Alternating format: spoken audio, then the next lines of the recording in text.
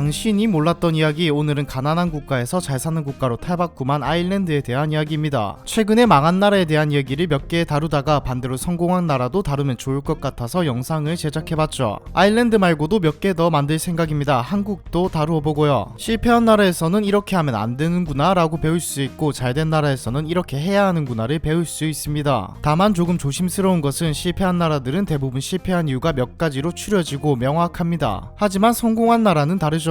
물론 굵직한 이유가 몇 개 추려지기는 하지만 여러 가지 이유가 복합적으로 작용되어 부국을 이룹니다. 시대 상황과 시장 상황, 세계적인 트렌드와 성행하는 산업의 종류, 해당 나라의 역사와 이로 인해 생겨난 특수성 뿐만 아니라 모험적이고 혁신적인 사업가와 이를 뒷받침해주는 정치인과 정책 같은 운도 따라주어야 하죠. 게다가 물론 배울 것은 있겠지만 그대로 가져오기는 힘듭니다. 실패한 나라 사례의 경우는 저런 건 하면 안 되는구나 하고 안 하면 그만이지만, 성공한 사례는 그 나라의 특수성이 반영되어 있는 경우가 많다 보니 그대로 반영하면 큰일 나기 쉽죠. 개인에게 적용해 보아도 마찬가지입니다. 실패한 사람의 경우는 저렇게 하면 안 되겠다 하면 그만이죠. 하지만 성공한 사람의 경우는 다릅니다. 성공한 사람의 인생은 포장되어 평범한 사람의 인생을 망친다라는 말도 있죠. 꿈이 없는 것도 슬프지만 절대로 자신이 해내지 못할 꿈이나 목표가 있는 것은 절망적입니다. 그럼에도 저는 꿈을 가지는 게 좋다고는 생각합니다. 원동력이자 자기 발전의 필수라고 생각하거든요. 서론이 좀 길었네요. 그런 가난한 국가에서 잘 사는 국가가 된 아일랜드에 대한 이야기 본격적으로 시작해보죠. 사실 우리에게 아일랜드는 그렇게 친숙한 국가는 아닙니다. 면적도 한국의 10분의 7 정도 되는 크기에 인구는 우리의 10분의 1인 500만 명인 작은 나라죠. 여러분은 아일랜드 하면 뭐가 떠오르시나요? 역사를 좋아하시는 분은 아일랜드 대기근을 떠올리시겠죠. 경제를 좋아하시는 분은 글로벌 IT 기업들의 조세 피난처를 떠올리실 겁니다. 실제로 애플이 아일랜드를 조세 피난처로 이용하고 있죠. 아니면 1인당 GDP 최상위권이라는 단어가 떠오르실 수도 있습니다. 실제로 2022년 IMF에서 선정한 1인당 명목 GDP 순위에서 아일랜드는 10만 달러를 넘겨 세계 2위를 기록했죠. 아일랜드는 가장 부유한 나라들 중 하나입니다. 하지만 과거의 아일랜드는 목축업과 농업에 의지했고 영국의 식민지였으며 독립한 이후에도 서유럽에서 가난한 국가에 속했죠. 아일랜드는 어떻게 부자가 되었을까요? 너무 멀리 돌아가는 것은 좀 그렇고 아일랜드가 가장 힘들었던 시절인 대기근 시절으로 가보죠. 아일랜드는 19세기 중반 영국의 식민지 생활을 하고 있었습니다. 당시 감자는 악마의 작물이라 불렸죠. 대부분의 유럽 국가들은 감자를 먹지 않았습니다. 지금과는 많이 상반되는 모습이죠. 감자는 보통 가축의 사료로 쓰였습니다. 영국은 아일랜드에서 나오는 대부분의 것들을 모두 가져갔는데 감자는 가져가지 않았죠. 자연스럽게 아일랜드인의 주식은 감자가 됩니다. 감자는 영양적으로 상당히 괜찮은 식물입니다.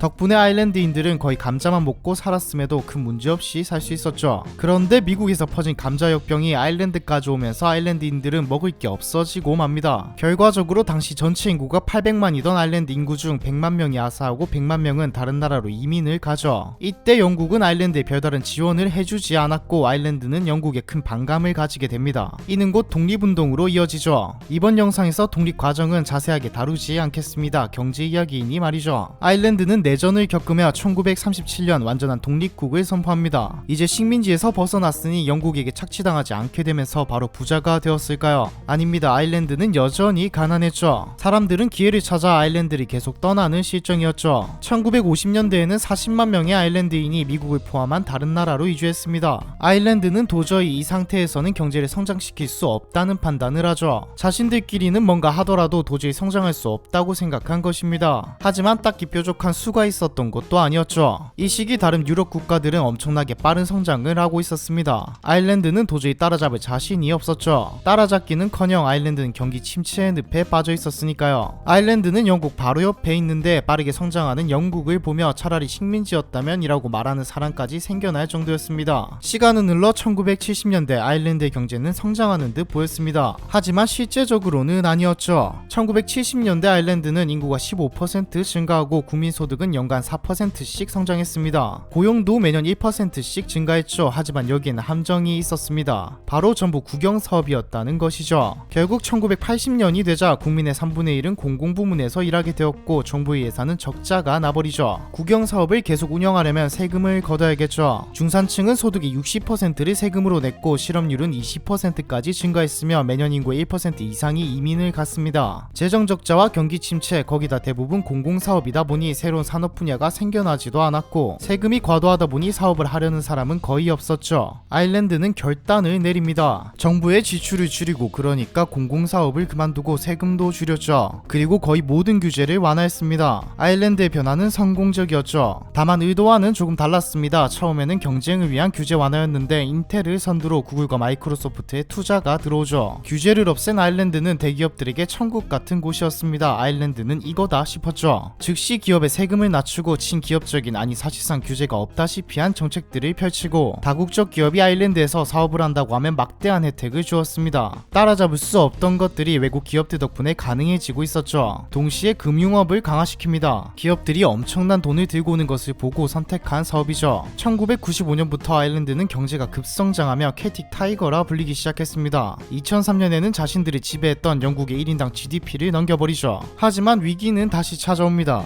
대부분의 산업이 금융업과 외국 자본 그리고 외국 기업의 투자와 유치이다 보니 다른 나라의 경제 상황에 따라 변동이 심했죠. 게다가 이런 고도성장을 처음 맛본 터라 물가를 안정시키지도 못했습니다. 그래도 고도성장을 할 때는 괜찮았지만 2008년에 터진 서브프라임 모기지는 아일랜드를 덮치고 말죠. 거의 다 외국 돈으로 굴러가던 나라이다 보니 아일랜드에게 서브프라임 모기지로 인한 글로벌 경제 위기는 더 크게 다가왔습니다. 실제로 EU 국가 내에서 경기 침체에 돌입한 첫 번째 국가였죠. 성장률은 마이너스를 찍기 시작했고 부동산은 공급 과잉으로 값이 폭락하기 시작했습니다. 아무도 집을 사려 하지 않았죠. 아일랜드의 경제는 멈추어 버립니다. 결국 IMF의 구제금융까지 받게 되죠. 이 상황은 2013년까지 계속됩니다. 글로벌 경제 위기가 끝나고 아일랜드는 서서히 다시 살아나기 시작합니다. 아일랜드의 작가 폴 하워드는 아일랜드의 별명이었던 캣트 타이거에서 착안해 캣트 피닉스라는 별명을 붙이죠. 정말 피닉스처럼 아일랜드의 경제는 살아나기 시작했습니다. 2015년 GDP 성장률은 26%를 넘길 정도였죠. 아일랜드 성장의 비결은 바로 글로벌 공룡기업들이었습니다. 흔히 말하는 다국적 기업의 무형자산들이 아일랜드로 이동했기 때문이었죠. 대표적인 게 애플입니다. 애플의 방법을 간단하게만 알아보면 애플은 일단 아일랜드에 회사를 세웁니다. 그 다음 모든 지적 재산권을 아일랜드의 애플에게 넘기죠. 물론 이 과정에서 엄청난 금액의 수수료가 발생하기는 하지만 아끼는 세금에 비하면 적은 금액이죠. 아일랜드 애플은 전 세계에서 판매하는 애플의 제품들에게서 로열티를 받아 챙깁니다. 원래는 엄청난 금액의 세금을 내야 하지만 아일랜드 애플로 들어간 돈은 아일랜드의 세금법을 따르기 때문에 비교적 적은 세금을 내죠. 적은 세금이라고는 하지만 엄청난 금액입니다. 아일랜드의 주머니는 빵빵해지죠. 뿐만 아니라 기업들은 아일랜드인들을 고용합니다. 무조건 말이죠. 일종의 세금 적게 내는 대신에 이건 해줘라는 느낌입니다. 최소 500명을 고용해야 하죠. 애플도 전 세계의 많은 공장을 정리하면서도 아일랜드의 공장만은 처분하지 않았습니다. 약 1만 명을 고용하는 공장인데 인구가 500만 명인 나라에서 1만 명 고용이면 엄청난 수치죠. 애플뿐만 아니라 구글과 마이크로소프트까지도 아일랜드에 회사를 두고 있습니다. 아일랜드의 산업 중 상당 부분이 제조업인 것은 거대 기업들의 하청 공장이 많기 때문이죠. 아일랜드의 수출품들을 보면 의약품들도 상당히 많은 것을 볼 수 있는데 세계 12제약회사 중 9개의 회사가 아일랜드에 공장을 두고 있습니다. 2016년부터는 좀 더 가서 첨단 기술 산업을 가진 기업들의 법인세를 6%대까지 내려버리죠. 그런데 다른 나라들이 이걸 보고 가만히 있을까요? 가만히 있지는 않습니다. EU에서 엄청난 압박을 하죠. 하지만 아일랜드도 가만히 있지는 않습니다. 너희들이 계속 압박하면 우리는 EU를 탈퇴할 것이라고 밀고 나가버리죠. 사실상 아일랜드의 부유함은 정책이 만든 것이라고 볼 수 있습니다. 현재 아일랜드는 자신들도 인정한 공공연한 조세 피난처 국가이죠. 아일랜드는 계속 부유한 국가로 남을 수 있을까요? 현재 EU와 미국의 바이든 행정부는 기업의 조세 회피를 막기 위한 방법들을 고안해내고 있습니다. 이게 실제로 적용된다면 아일랜드는 새로운 경제 위기를 맞을지도 모르죠. 가난했다가 부자가 된 나라 아일랜드, 이번 편은 여기까지입니다.